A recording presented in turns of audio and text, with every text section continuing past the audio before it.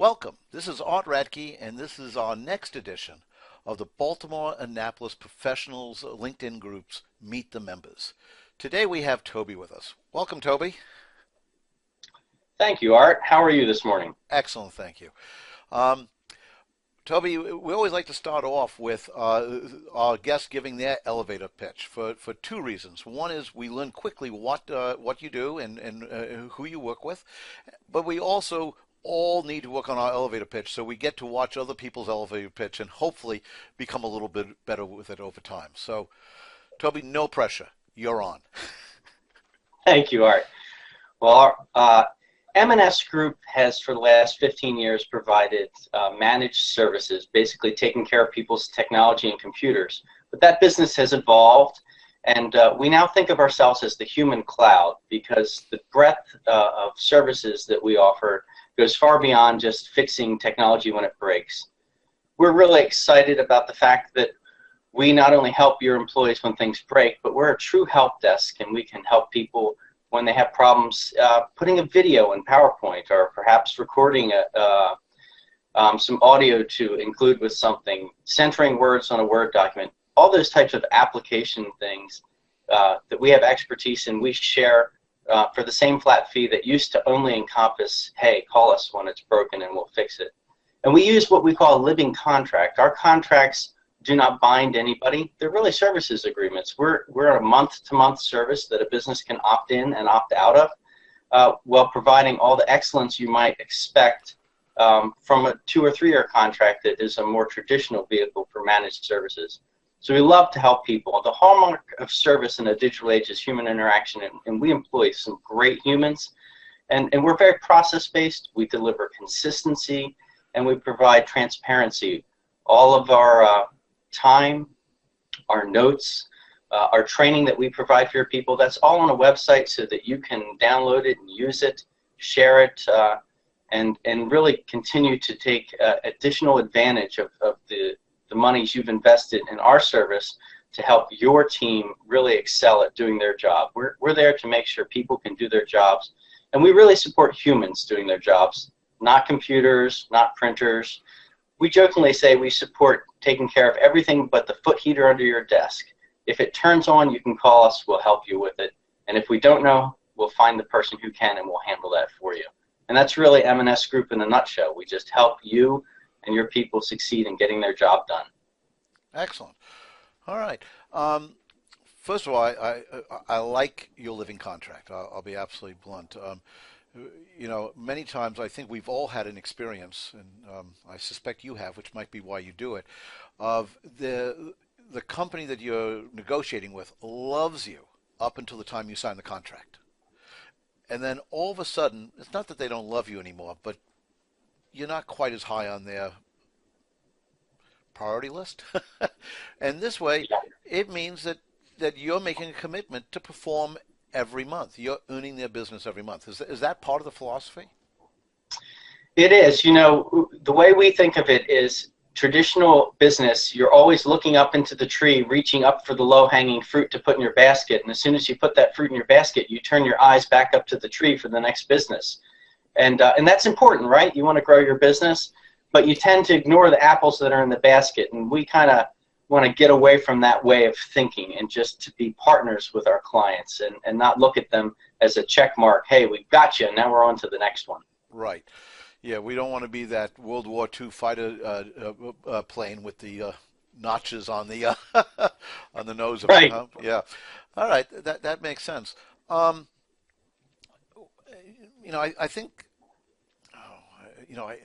I think many of us business people would almost see a 2-year signed contract as almost the holy grail of doing business for a variety of reasons. One is because you have a sellable asset, when people buy companies, they like to know the revenue is locked in. And not that any of us are considering selling our business, but do you find your clients react differently because of that relationship change? I think they do. I think that there is a greater openness, a willingness to share about their frustrations and where they want to go. because they know that if you're not going to deliver, they have the option to step back and consider other options. And it gives us the freedom to say, hey, we're not the right answer here, and not have to go through some sort of a divorce process. We can partner with other vendors, step back or step forward as needed in a relationship. And it really creates a real partnership atmosphere that we're both working together to help both of our businesses succeed. And it just makes it a much friendlier, healthier relationship than just buying something off the shelf. Excellent. All right. And if I'm right, although I'm sure you work with a lot of different businesses, you really like focusing in that 25 desk to 250 desk size range. Is that accurate? Sure, that's our sweet spot. It's not that we don't have clients who are smaller than 25 seats, but the price that we need to charge to offer excellent service probably is more expensive than somebody less than 25 seats would want to pay. If they want to pay it, we can deliver. We have to run a business. But we're excited to take care of anybody, and if somebody's growing, then we will be part of that growth. We'll step back and be part of the team, and we can make pricing adjustments for people that are growing rapidly, and then scale it up as they scale up. So we want to work with people and the way their business works, and that's why we price our services per person that we support, not per device, so that we can give a business a real easy way to judge the impact of retaining our services. Right. All right. Then last question, we'll let you off the hot seat. You know, my understanding of managed services, and I'm not an IT person. My son will tell you I am not an IT person. He did say a couple of years ago, he's 31 by the way, a couple of years ago, you know, you really need to find someone to call other than me. Um, okay. That being said, my understanding is managed services actually saves the business owner money in the long term. It might appear to be more expensive, you know, the first month or two, but that in the long term, it actually saves money. Is that accurate? You know, Art, I think that is an accurate statement. There's nothing more expensive than paying somebody like myself and my company and paying your employee to be on the phone at the same time, not generating revenue for you or pursuing your own business goals. And a well-managed network doesn't go down as often. People are comfortable with how to get things done. They're aware of workarounds when problems happen. And so the business moves forward, and your employees spend less time frustrated and less time on the phone with support. And those things, some of those soft costs are really hard to put on a spreadsheet and demonstrate a savings. Right. But a happy employee is also demonstrably more productive. And if you can keep the technology out of their way and let them just do their job, which we're great at, then they're happier and they get more work done. Right. I was interviewing a business owner about 3 years ago, and he had a company that was just growing extremely rapidly. And he had workstations, just to your point, he had workstations that had all the newest computers and everything. And I was looking, I said to him, I said, this has to be an incredible expense. He said, no, actually, it's really cheap. I said, why is it cheap? You know, I'm looking, I'm stupid, but I'm not that stupid. You know, I could. He was real simple. My biggest cost is employee retention. He goes, employees like working with a company and with equipment that's the latest, greatest, cutting edge. And so when I keep them with the latest technology and it all works, they feel like I respect them. They feel like I value them, and they stay with me. That equipment is part of my employee retention program, and it is really cheap. Would you agree Well, with that? Art, I think that's a great story, though I would point out that you can take reasonably aged equipment and provide a great experience for an employee and still retain them.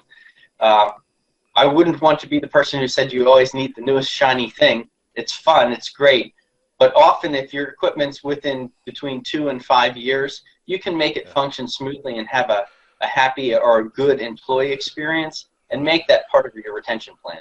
Okay, and I think everything depends on the company. His particular company, I didn't share, was a marketing company that dealt with like Dominion Power and stuff.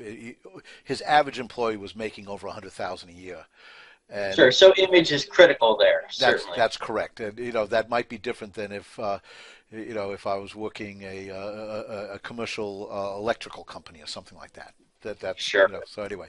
All right. Excellent. I really enjoyed it. Anything you'd like to add before we move on? No, nothing comes to mind. Art, do you have any questions? I've been asking. I've been feeling free to ask them. I Um, know. well, Checking for more. one question. I guess I know that your business is growing, relatively consistently over the last several years. Um, I guess we have a lot of members in the Baltimore-Annapolis professionals group who want their business to grow consistently year after year. What do you think is your key to that, and which is different than my last question, which is going to be the last good piece of advice you've gotten or a book that you'd recommend. But this is really, what's your advice? How do we duplicate your success? So first of all, I'd say my success comes from reading about the success of other businesses and trying to apply that and modify it to fit what I'm doing. And I would say, if I could put it into one word for anybody, it's consistency. Delivering a consistent service experience. A way that we win business, which is sad for our competitors, but it helps us, is that many people have what we call the hero or zero experience, where they'll have a fantastic experience when they get, technician X, but then the next day they get technician Y and they have a terrible experience. And companies struggle to make a consistent experience available to their clients, and I can tell you that it comes down to process.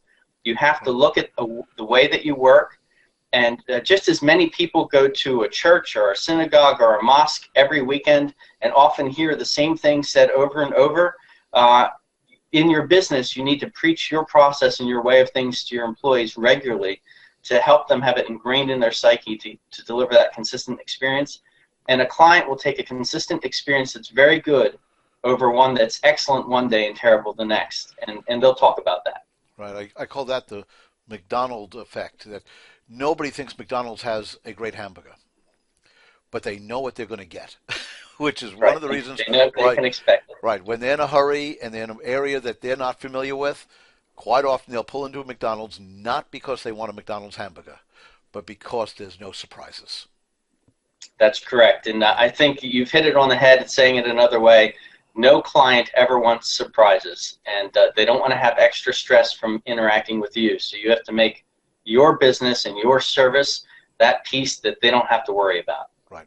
Excellent.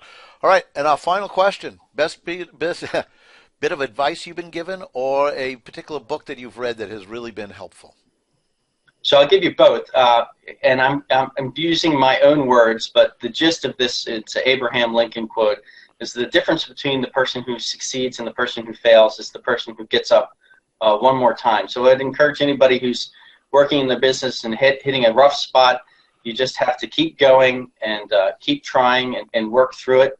And it's not that it's not difficult, but if you keep getting up, then you will be that person who succeeds compared to the person who doesn't. And then secondly, I would say if you're looking for growth, there's a great book by Cameron Herold called Double Double. He's also done some TED Talks.